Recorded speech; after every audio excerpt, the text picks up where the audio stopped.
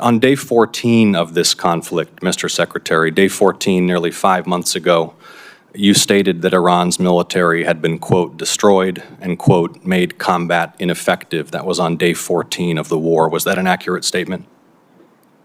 They didn't have a Navy any longer. It's completely sunk. Their missiles were buried underneath a lot of their underground facilities, and their defense industrial base has been almost completely destroyed. So as far as a military assessment of Iran's capabilities, it didn't mean by any stretch of the imagination absolute zero, but their capabilities Mr. Secretary, at the lowest level you they've been in a stated very that long time. on day 14 of this conflict, in the second week of the conflict, you stated that Iran's military had been, quote, destroyed and, quote, made combat ineffective. Was that an accurate statement? Yes or no? Iran's ability to challenge the United States of America at the level at which we're capable of. That's not what I asked you, Mr. Secretary. You said on day 14, Iran's military had been, quote, destroyed and, quote, made combat ineffective. Yes or no? Was that an accurate statement? What the American military has done to the question? Iranian military is a historic military Will you defeat, answer the and question they're ineffective under oath? in that context. 3 weeks later, you declared victory. That was now nearly 4 months ago. 3 weeks after you'd already said Iran's military was destroyed and combat ineffective, you said, quote, Operation Epic Fury was a historic and overwhelming victory. You said Iran's military had been rendered, quote, combat ineffective for years to come. And you stated we had, quote, achieved every single objective. Were those accurate statements?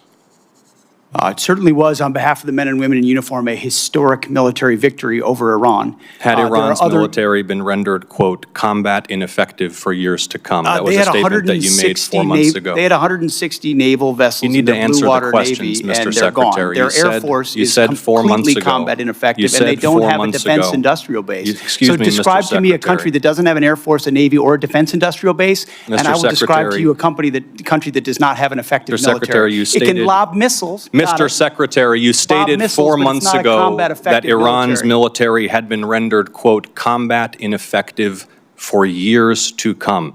Has Iran's military been, for the last 4 months, combat ineffective? It's been set back not just years, but likely decades. You stated we had, can't quote, build at the level it did before, and not even close. It doesn't mean it doesn't have capabilities. Mr. Secretary, you stated we had, quote, achieved every single objective. Was that an accurate statement 4 months ago?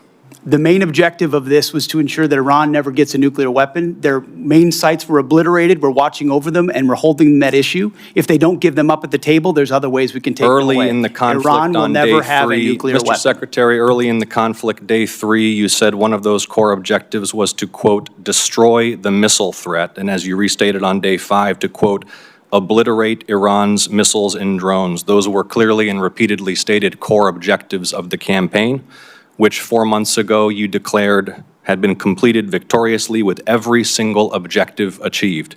Were those objectives achieved 4 months ago?